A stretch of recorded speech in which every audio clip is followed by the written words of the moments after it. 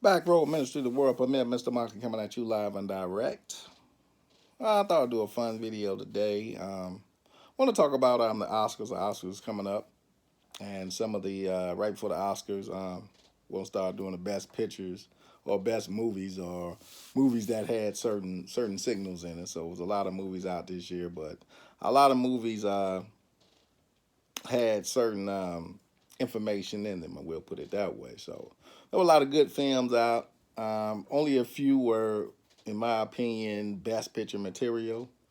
I'll talk about a couple of movies that I liked this year, but they're not best picture material, but they were very entertaining. So we'll start off with, of course, Avengers Endgame, the end of the Avengers series, Phase One for the MCU.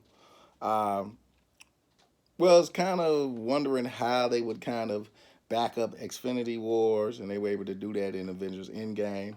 It's not as good as Avengers Xfinity Wars. I think Infinity War, I'm talking about Xfinity, but Infinity Wars is a lot better than Avengers Endgame, but kind of has a lot of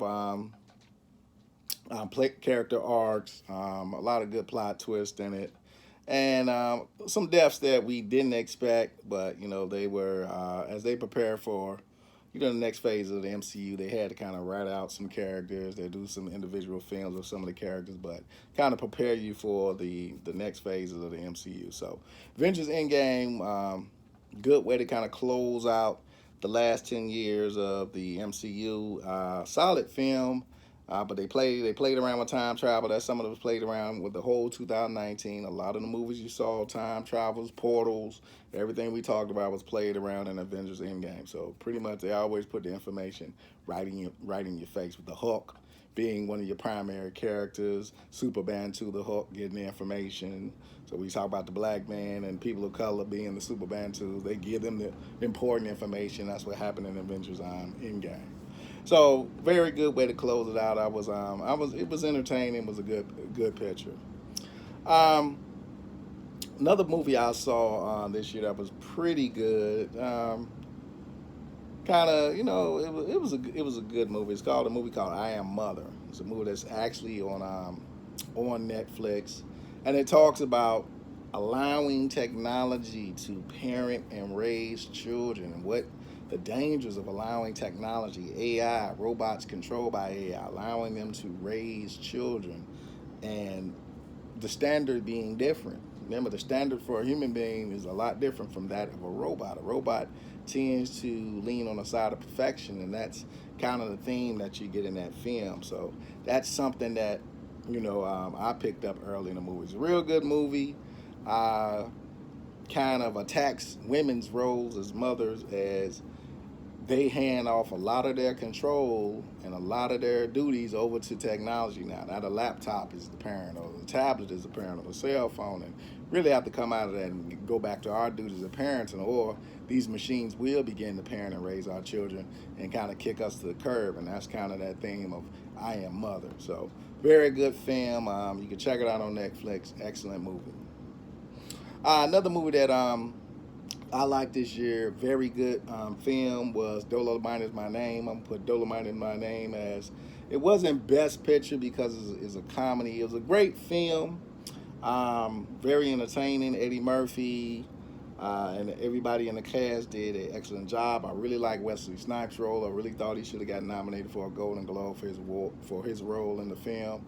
He did one hell of a job. Very entertaining film, and kind of pays homage to the life of Rudy Ray Moore. And you hear some stories that Eddie really didn't mess with Rudy Ray like that.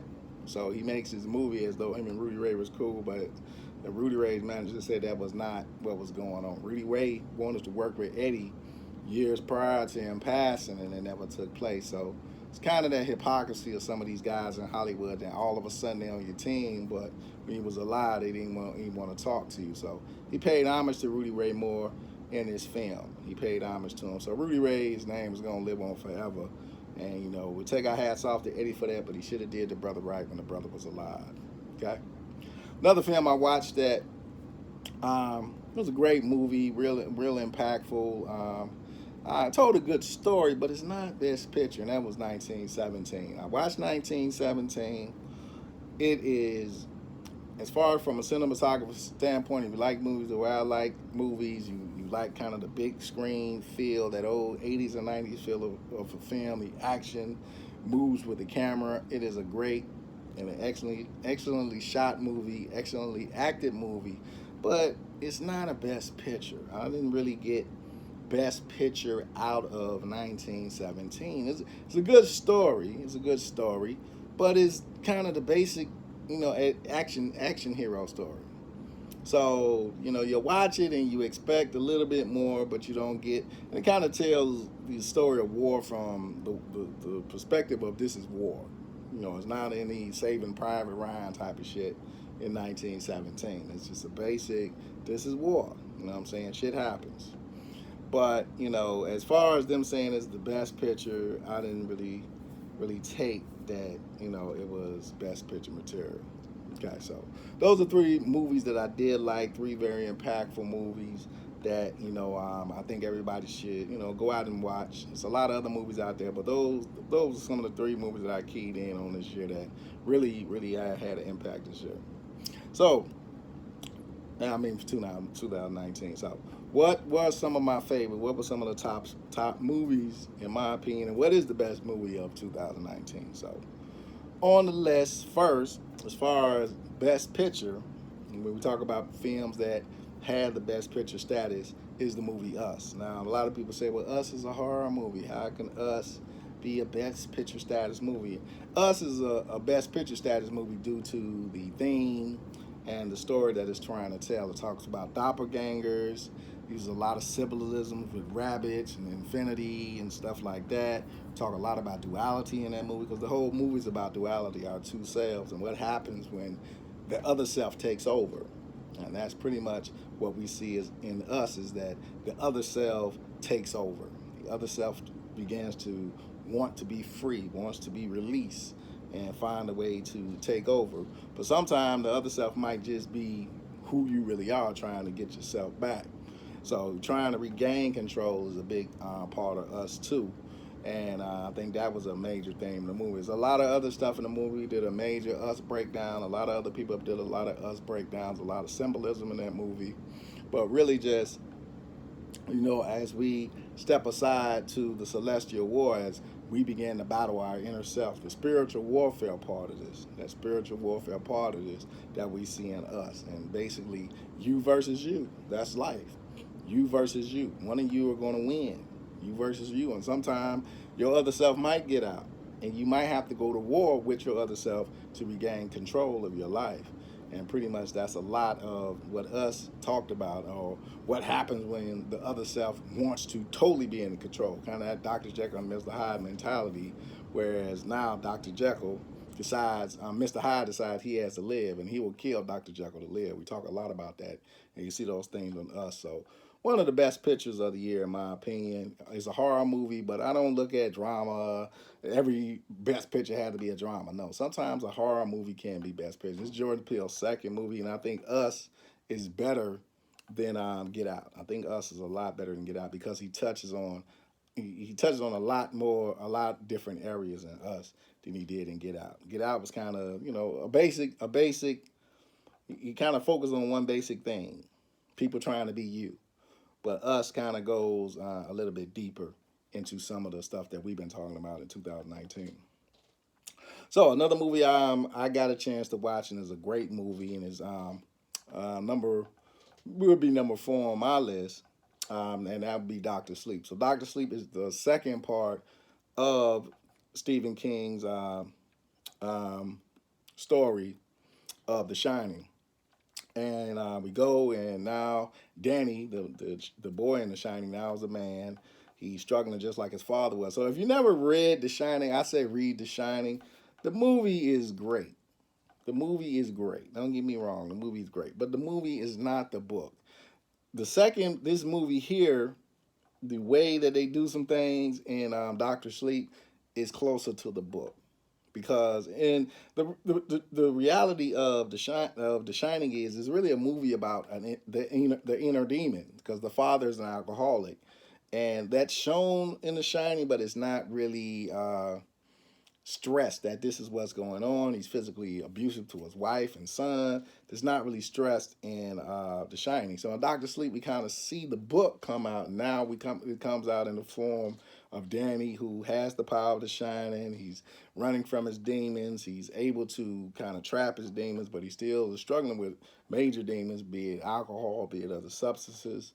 But he's beginning to learn how to use his power to kind of help people, and he runs into a situation where he runs into another uh, person with the power to shine. And now we go into the other things we've been talking about. We go back into Super Bantu, the female Super Bantu, having that the powers of the 144, being able to shine, but shine at greater levels and abilities than anybody else, and they are being hunted by people that wear funny hats, or the lady in the hat who wants to take souls. She's a soul stealer. That's how she generates life. So a lot of it's a very deep movie. You really have to watch it to kind of get into it. Read, but if you read The Shining, the novel before, then you kind of understand the tie-ins with Danny's character in Doctor Sleep. Doctor Sleep, excellent film, excellent film. One of the better movies of 2019. So real good movie. So number three on my list, and I'll add a couple of honorable mentions to add to the other two I had. But number three on my list, after Doctor Sleep, I'm gonna have to say number three would be I'm gonna say it is gonna be Uncut Gems, and I say this for a reason. I kind of went back and forth between two movies. Uncut Gems is a very powerful film about drug addiction, about not drug addiction, but about gambling addiction. Gambling addiction is one of them addictions that's not spoken about. It's not really talked about. And then the other big piece about that film was, and why Sandler got treated the way he is I'm going to tell you guys the truth. And being a part of a lot of organizations, a lot of things aren't spoken about in the Jewish community. Let's just call it what it was. And that's a film, really watch a film about really devout religious Jews. They practice they do Passover the way Passover is supposed to be done. But a lot of things are not talked about in a lot of different religious groups. And Judaism is one. They like to kind of conceal things when they need to stop that, because you got a lot of people with problems inside of the religion, and they're not able to get help because they don't feel they can talk to anybody about it.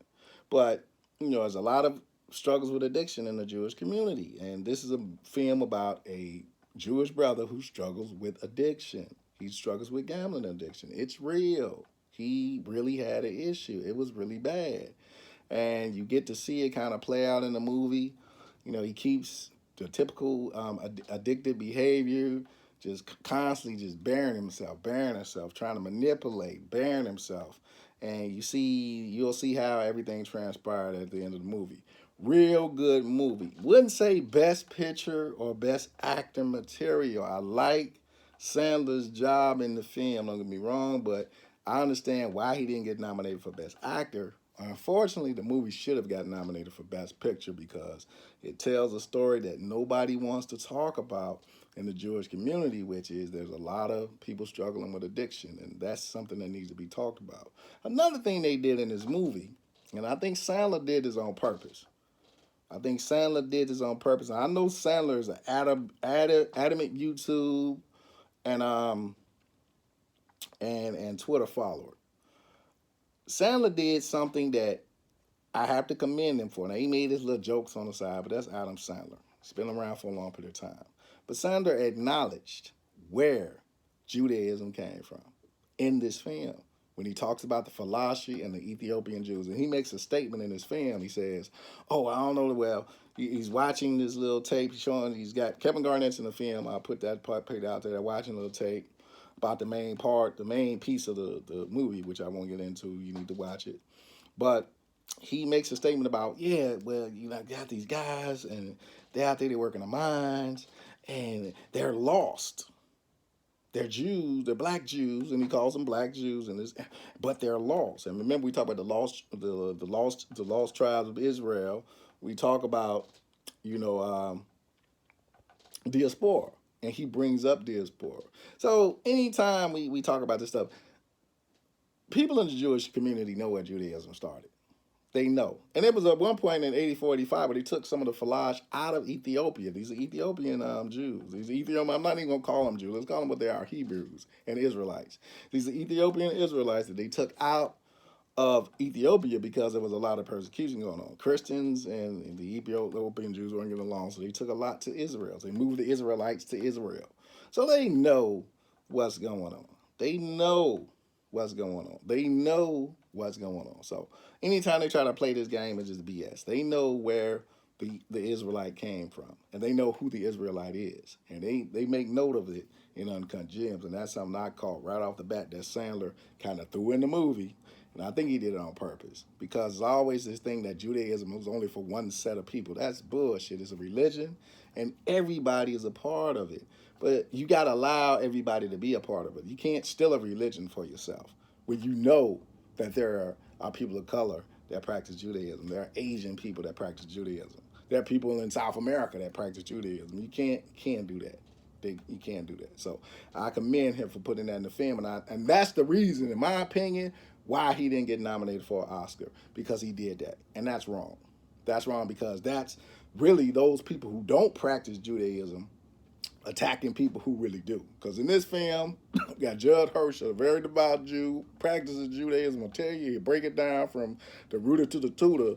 A lot of the foundations of Judaism. So he's very devout, very religious, very into practice. A lot of people who claim to be Jews don't practice. These are what we call Zionists. They don't practice any Judaism. They're not at Passover doing the rituals. They don't do these things. So I commend Sandler for that, but it cost Sandler Best Picture, probably putting some of this information out, but commend him for doing the right thing.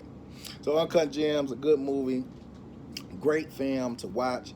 Has a lot of stuff in it, especially with Kevin Garnett. I want you to watch and pay attention to some of the things that goes on with Kevin Garnett in this film, but really pay attention to the addiction piece and something that needs to be addressed, especially in the Jewish community. So another film that I like, if we move up the ladder and go to the number 2 film, which I think is one of the best pictures, is Once Upon a Time in Hollywood. And this Quentin Tarantino has been at it for a long period of time, but to me, this is one of his best pieces of work. And it's the most best acted piece of work. Brad Pitt did a phenomenal job in this. Leonardo should have got nominated for Best Actor. He did a phenomenal job. Should have won, but Leonardo always runs into a situation where somebody just is doing a better job than him. And that's what happened this year. But he did a phenomenal job in it. I like the kind of the twist that Quentin used in this film. I pretty much enjoy all Quentin Tarantino movies, give or take a few that I could care less about. But the last 2 have been excellent film. The Hateful Eight was a movie that didn't get a lot of critical acclaim. It got his just dues, but it didn't get the respect it should have got. I watch that movie all the time. That is one of the most hilarious westerns, cowboy movies, if you want to call it that, ever made, and some of the best acting in that film. I mean, the actors, they just meshed in that movie. And this movie was the same thing. You see actors meshing, and you see some truths in the movie. If you really watch that movie, you see some truths about Sharon Tate. You see some truths about the blood sacrifice, why her husband was not there. You see how Manson just shows up at this address, and the myth is he was there for some money from a producer, which was not true. He was just trying to find out where Sharon Tate stayed because it was a blood sacrifice. Remember, he didn't show up for the sacrifice. He sent his people there for the sacrifice. So this was already mapped out that it was going to take place. The sacrifice. Remember, she was a pregnant lady who was sacrificed. This is at the end of Hollywood, going into the 70s. So I like the way they kind of put the twist on it. Excellent movie, one of the best pictures of the year. Okay. So before we get to the number 1 movie, let's go to a couple of more movies that we should get some discussion inside of this. So one of those movies, of course, is that I watched was The Joker. Joker was a good movie. It was a good movie. I'm just not into all these Joker origin stories. You kind of take away from the Joker, but it was a good movie. If you really aren't into comic books, you just want to see, an origin story. You really don't care about the Joker and the comic books. It was a good movie. It was well acted by Joaquin Phoenix. He deserves Best Actor, but it's just one of them movies where you like, I just, I'm true to the Joker, not really.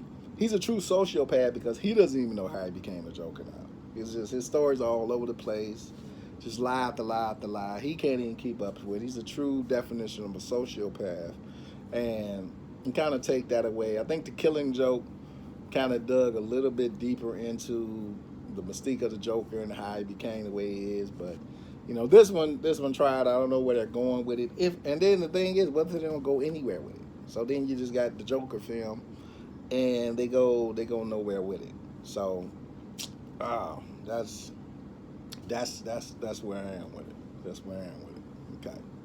So, what is the number one movie? What's the best picture of the year? So, I'm gonna put it as a tie. I'm gonna put it as a tie this year for best picture of the year because I don't want to make the choice for either of these two films because I think both the films were excellent movies. I think they both have excellent directors. I think both of the films had great plots and great stories that they were trying to tell. One was just respected more than another, and I'll tell you why. So, my tie for best picture of the year is, of course, Martin Scorsese's The Irishman and Clint Eastwood's Richard Jewell. And the Irishman, of course, is Scorsese. Being Scorsese, he's going to tackle the Jimmy Hoffa angle from the story of a guy who I think was a real live, Irish hitman who was out there actually doing his dirt. Because the best killer is the guy you don't suspect, and that's really what the Irishman is about. Who's going to suspect these guys right here? They're getting away with murder, but well written movie. The great depiction of the book. If it's true or not, who knows? They're still arguing that this guy probably was a hypocritical liar. Who knows? I don't know. I had my suspicions from the film. I had my suspicion about Jimmy Hoffa for a long period of time. I do not think that Jimmy Hoffa died. I really don't. I think he died, but later on down the road. I think they had to get rid of Jimmy for a reason. Because if you think about it, right after Jimmy disappears, the mob starts mysteriously falling apart. Everybody started getting arrested. So I have my own suspicions about Hoffa, but great movie, wonderfully acted. Joe Pesci did a great job in it. De Niro did a great job in it, and Al Pacino.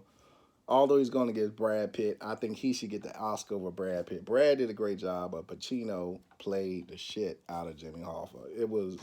He was funny at times, he was serious at times. He really put a lot of passion into the character. I think Pacino should get the Oscar for his rendition of Jimmy Hoffa. He outplayed Jack Nicholson as Jimmy Hoffa. He played a hell of a role in that film. So I think The Irishman, one of the best pictures of the year. And I say one because the other best picture, in my opinion, is Richard Jewell. Now, Richard Jewell didn't get nominated for much of anything this year. Um, it came out, it got buried real quick. And I'm going to tell you why Richard Jewell got buried. Because Richard Jewell got buried because of the theme of the film. The theme of the film. It got buried because America and the agencies in America do not want to admit they were wrong. The agencies in America don't want to admit that they play dirty games and they're corrupt. The agencies in America don't want to admit that, they are quick to throw their own under the bus. And we would sacrifice our own people before anybody. And that's what happened in Richard Jewell. So Richard Jewell, of course, is the security guard that was at the Atlanta Olympics in 96, 95, 96. And he found the bomb, reported the bomb, did his job perfectly. He was kind of an overachiever. He's one of the guys, I'm law enforcement. I worked with guys like that before. He was an overachiever, but he does his job. He's by the book. He follows procedure. He does everything he's supposed to do. So that's the type of guy you want out there. And he did his job. And the feds didn't do their job. And that's the problem in the film. And that's the problem Hollywood had with this movie. That it shows like that, when you don't do your job, you don't follow procedure, you don't really give a fuck because that's the main character, the Fed that was out there. He didn't really want to be out there anyway. He was wasting his time. Now all of a sudden when the bomb gets found, oh man, it was on my watch. Now you give a damn, but you wasn't caring when before it went down. And now the security guard didn't shine brighter than you. And that's really what it was, a bunch of jealousy. So they utilized that to say, well, maybe he set the bomb up because ain't nobody else see it, yada, yada, yada. It just framed the shit out of the man, destroyed the man's damn life. And throughout the whole movie, perfectly depicted by the gentleman that played Richard Jewell, he just wanted to be law enforcement. He respected law and order. He respected procedure. He knew that, hey, y'all just doing your job. And he took a lot of it, and he really never showed the stress and the anger until it just boiled up where, he just had to let it out. But, he was a soft spoken guy. He respected the law, and for the law to treat him that way really hurt him. Really hurt him at the end of the day because he just wanted to be law enforcement. Great, wonderfully acted movie by everybody in the film. Wonderfully acted movie. Did not get any credit from anybody because it's a story they want to bury. They don't want you to see it. They don't want you to know about it. And then when you watch it, you're going to be fucking pissed off at the American government to see the levels they go to bury their own citizens because they never want to take responsibility for what they do. And that's pretty much what the movie's about. Burying the little man because you dropped the ball or you weren't responsible. Throwing people under the bus. The media just trying to get a story and throwing somebody in the bus before they get the true story. And that goes on all the time. And that's what happened during that time period. So Richard Jewell, one of the best pictures of the year, in my opinion, to go along with The Irishman. Two great movies and two of the best pictures of the year right there. One of them didn't get any pub at all, the other one did, but we know why Richard Jewell didn't get any pub. Mr. Monkey Back Row Ministry, Peace and Hair Grease. Check out those films that we discussed today. There's a lot of other films that were released in 2019, but these are some of the movies that I think had the most impact and some of the biggest messages. Peace.